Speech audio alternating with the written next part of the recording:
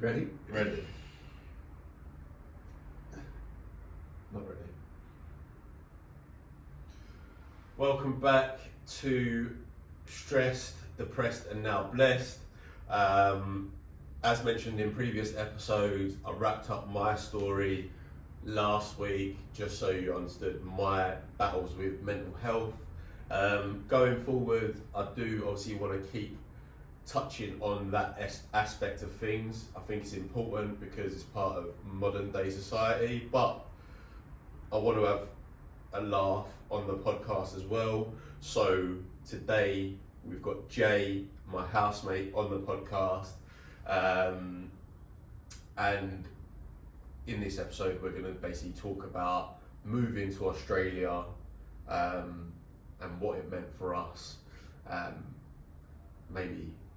Mentally it is something that can be quite a difficult aspect, like whether or not to move halfway around the world away from your family and so on.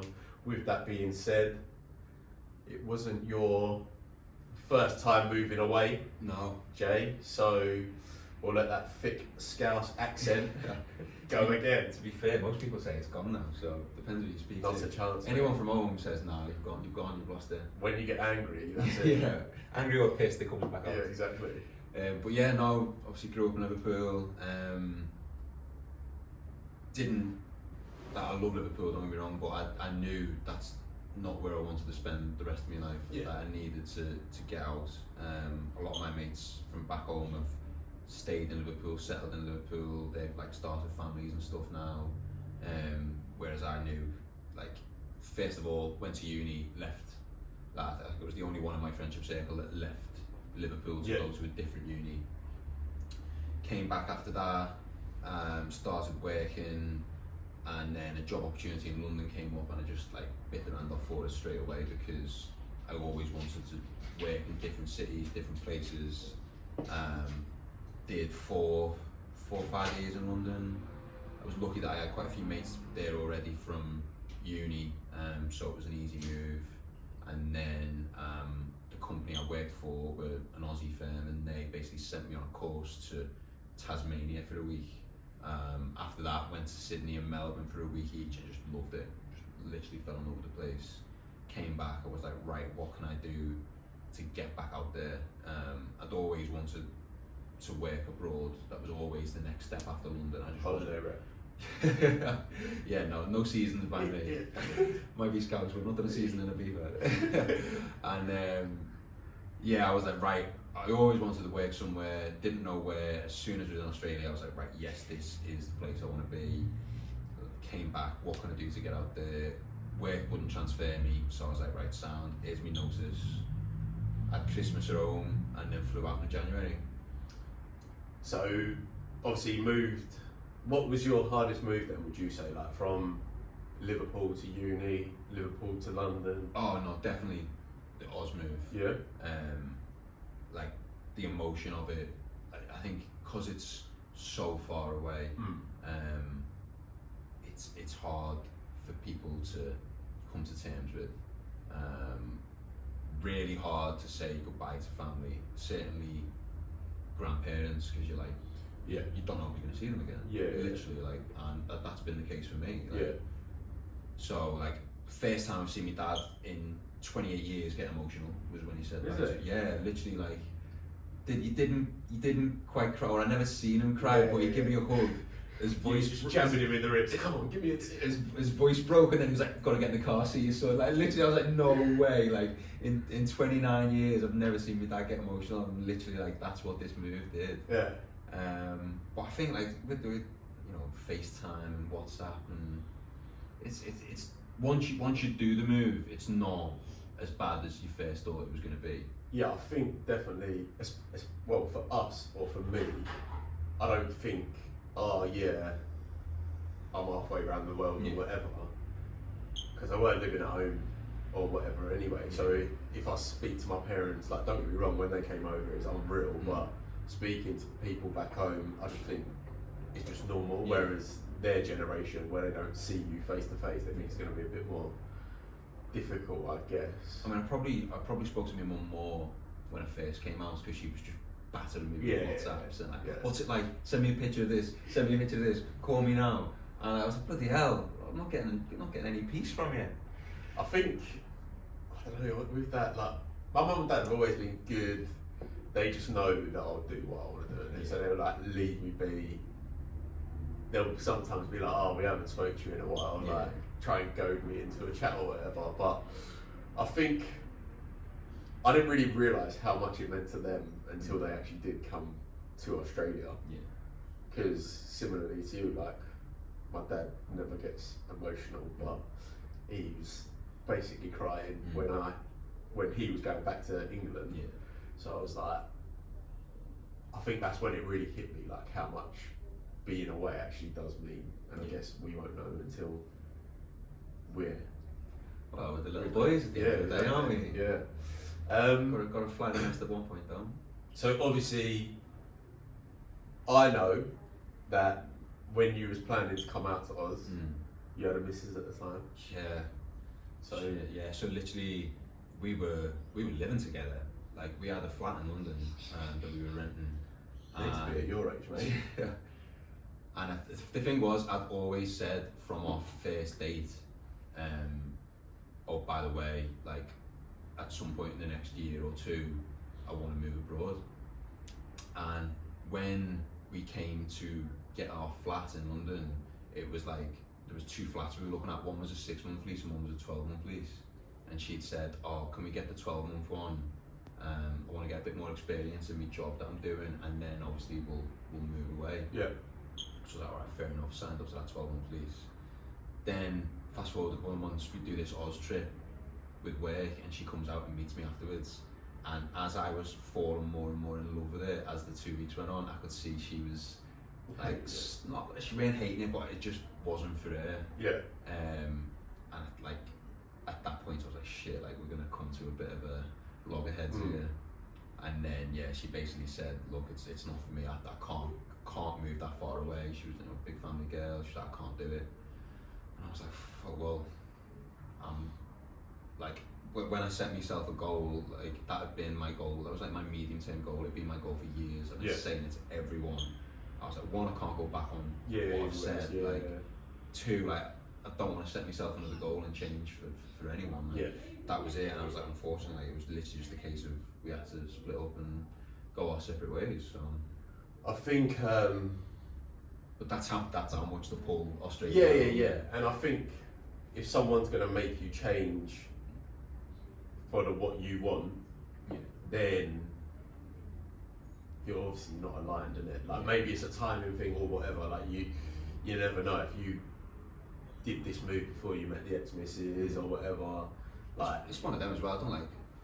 I think we just had separate paths. Like it just weren't meant to be. Yeah. Which is, do you feel like your experience would have been different if you did do the move? Oh God, yeah. It would have been so. Like I don't think I would have met you. Yeah. Like literally. Yeah. Because I would have come out here with we would have got our own flat. Yeah.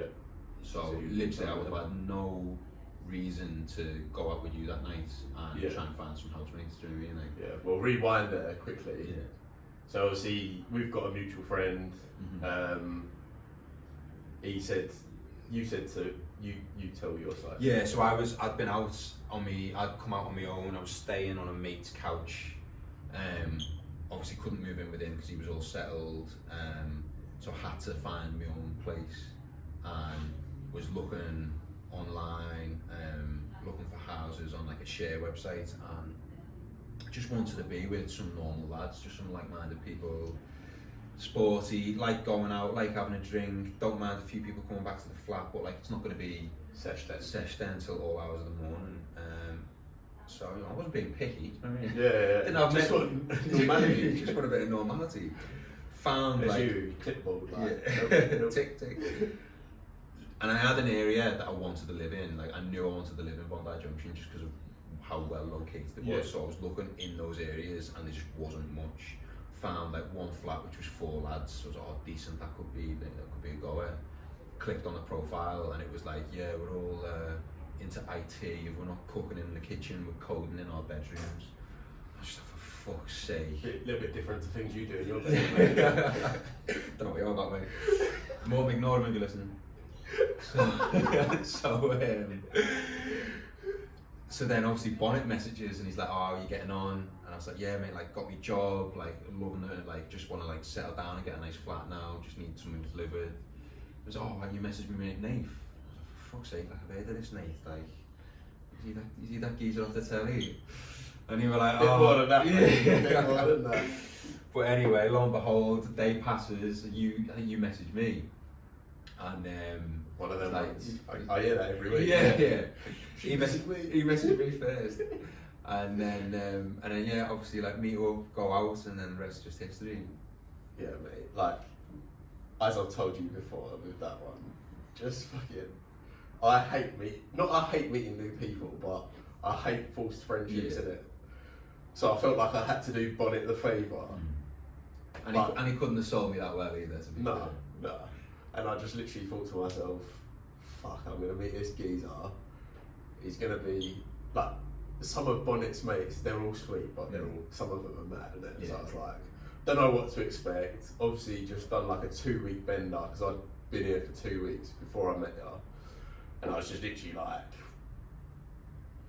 first of all, I didn't want to go out that night. And then secondly, I was like, oh, I've got to make an effort with you, innit? But then, like I say, it was fucking, you came round, I was living on Chaz's sofa at the time, innit? Then you obviously came round, and within about, by the time the Uber by the time arrived, the taxi got here, we were like, we was like, fuck it, we'll let's live get free together. Saved me from the 2-bedroom simo. No, I'm joking. So I'm going to throw you under the bus here. Brilliant. Right, so you left your missus. Yeah. Obviously that is a touchy time for anyone. You can either go one of two ways, do you know what I mean? Join the nunnery or be an absolute demon. I'm not going to say which way you went. But did you feel like a pressure when you got there? Oh, I need to be a lad, I need to go get on the beers, get pissed off, tell stories to the boys back home. Yeah, I think so I had come out with my mates from London and we did 2 weeks up the coast, and that smile's getting bigger and bigger here. Oh no, and I didn't get with anyone on a 2-week coast trip, and he literally he gave me so much shit for it. Do you know the song I'm still dancing on my own? Yeah. He literally played that every day of the trip, and he went, I'm not going to stop playing this song until you get with someone, and never got with anyone. So I listened to that song every day for 2 weeks, so then I knew he would be going back to London, telling all the boys, like, the dry patch was back on, and I was like, oh, fuck's sake. So no, there was a little bit of pressure, I'd say, but now anytime I tell him anything, he don't believe me anyway, so. Mate, there's nothing to tell. I'll tell him that. Don't dry out here. Yeah. No, I think, like, before I come, obviously, well, I wouldn't say I was doing bad for myself or whatever, but when you come away, it is like holiday mode on. Yeah. Boys will be boys. Sam probably won't like to hear this, but I think you do get a pressure from your mates. Like, they want to start hearing stories about what you're up to, and like if you're just telling your mum and dad, oh yeah, I just done a coastal walk today.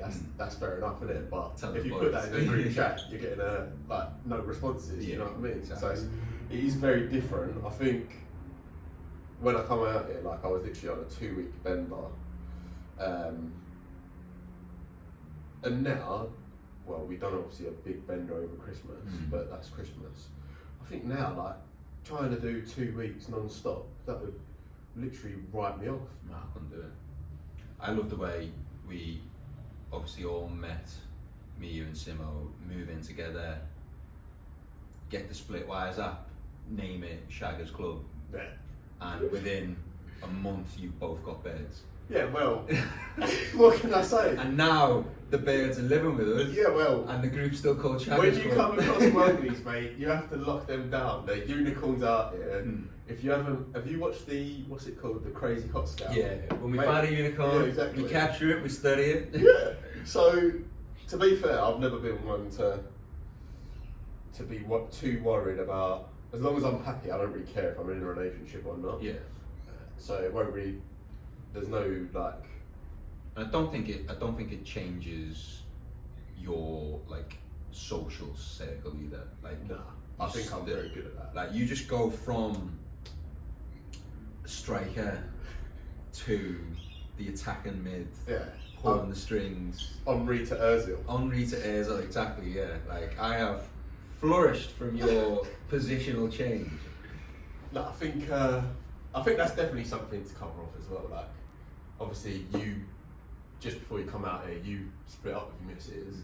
I was never expecting to get a missus when I come out here, but To be fair, I wasn't expecting to stay single for 2 yeah, years. yeah, I literally rolled reverse. yeah, fair play, innit? Plus, you're like what, 43 now? No. Knocking on 29 FYI. Yeah, I think it's definitely it does change your life slightly out here, but I think obviously with me and Sam, she's just lets me get on with what I want to get up to, and vice versa. So I don't think, like you say, I don't think that's really changed me going out and things like that, which can be quite. I know that is quite taxing sometimes, isn't it? Like if you have to think, oh, what would my bird say? No, but I just think, fuck it, innit? Yeah. If she's happy, I'm happy. If I'm happy, she's happy. Happy wife, happy life. Yeah, exactly, mate. Although she does give me an earful a lot of the time, I can't lie. So the next 3 months are going to be fucking interesting. So you obviously, so I didn't actually know what you just said then, that you thought you'd be with a bird. I don't know if I thought I'd be with it. I've been in long relationships, like 3 of them. Yeah, same. Fair. So this is by a long way the longest I've ever been single. Why do you think that is? I think Sydney, Apart from being smelly. apart from being smelly, I think Australia definitely has the mindset of, like you say, holiday. Yeah. Yeah. But that doesn't really go away. Like, you come out here and your first 2 weeks is a big piss up.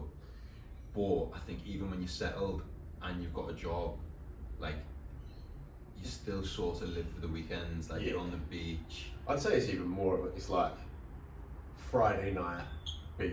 Yeah. Do you know what I mean? Even like After work. never in my life have I been going out consistently on a Sunday Yeah.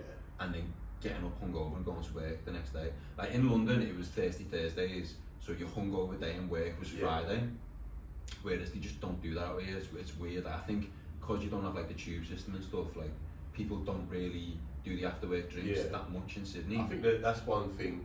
No, I'm let down by, but like you say, I think it's like it is a bit dead. Like whereas if you're out back home, you're seeing absolutely everyone and anyone. Do you know what I mean? Whereas over here, it's like everyone seems to be in by 8. Yeah. So, but then on the flip side, Sunday sesh is like the go-to without fail every week, and I think it comes down to the fact that if you're lying on the beach on a Sunday and you've been out on a Saturday night and you've just got the taste for it, it's like, right, we've been on the beach for a few hours, we know there's a CBH or we know there's a bucket list behind us, and then it just spirals, and then the next minute it's midnight and you're in Pav and you've been out for 6 hours and you're up in 6 hours time for work. Like, I think that's like one of the biggest draws about it is obviously like you go, like you say, like the sun touches your skin, you go into the beach, and then you know a pint is after that. Like it's like a cycle, which does still feel like a holiday. Do you feel like I don't feel any different to when I did. In fact, I'd say I feel more settled out here than I was at home. Like I don't really feel.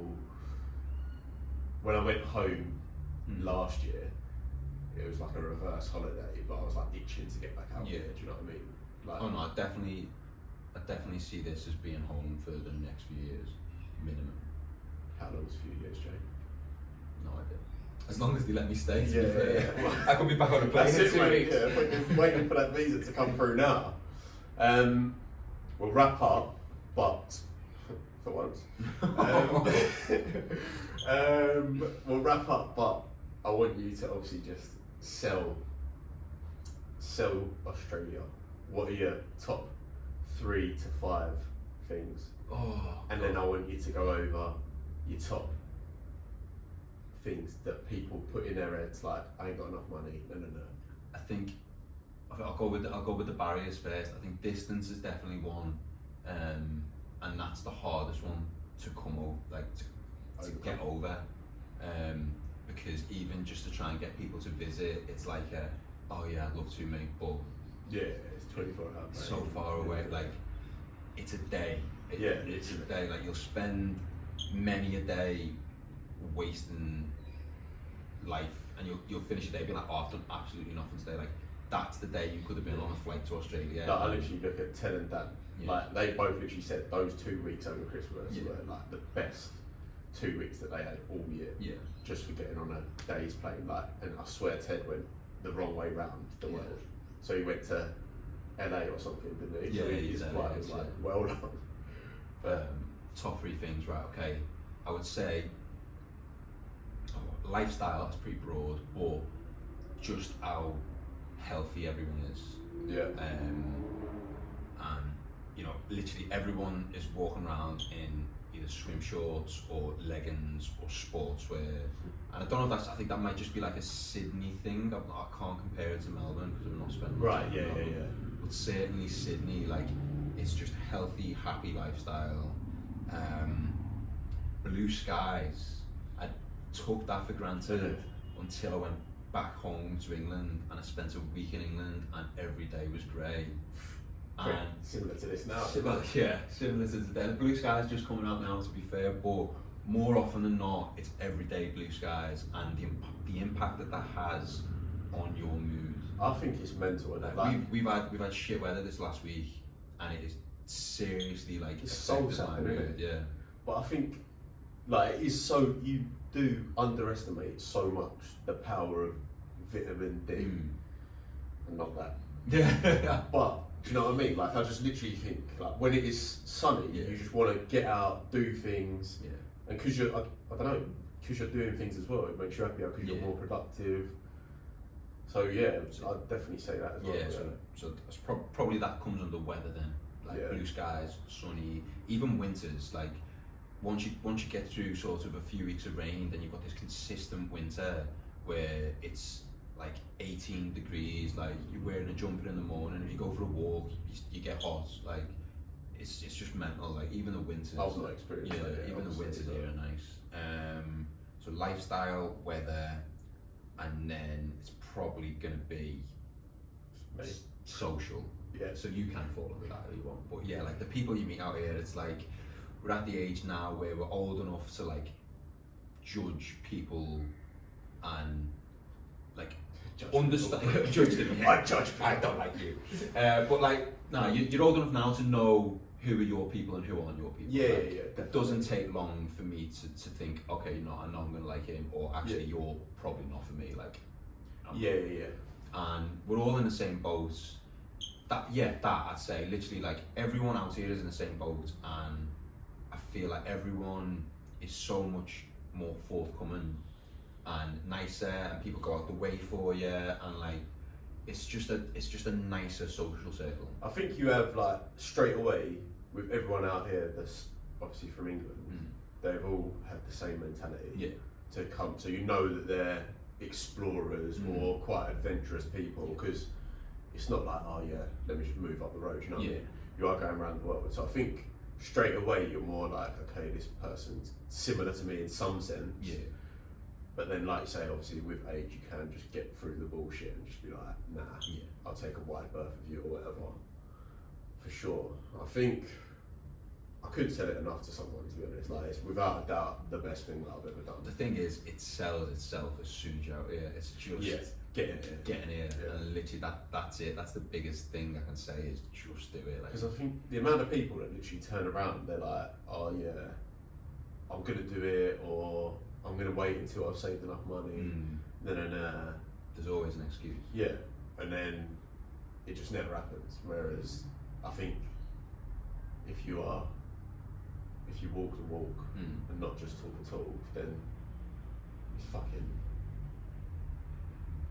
one of the best decisions. Oh God, yeah. Do you know what I mean? There's not a single day I've regretted this decision at all.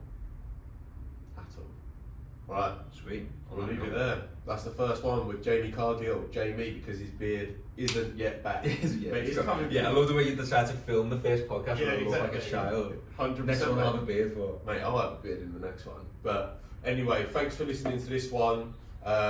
This is the third time that we've tried to record it because of technical issues. I'm going to be putting it on YouTube as well because Joe Rogan just signed with Spotify for 100 mil, so watch this space. And what I get at least 25%. But first guest, Jay Cargill.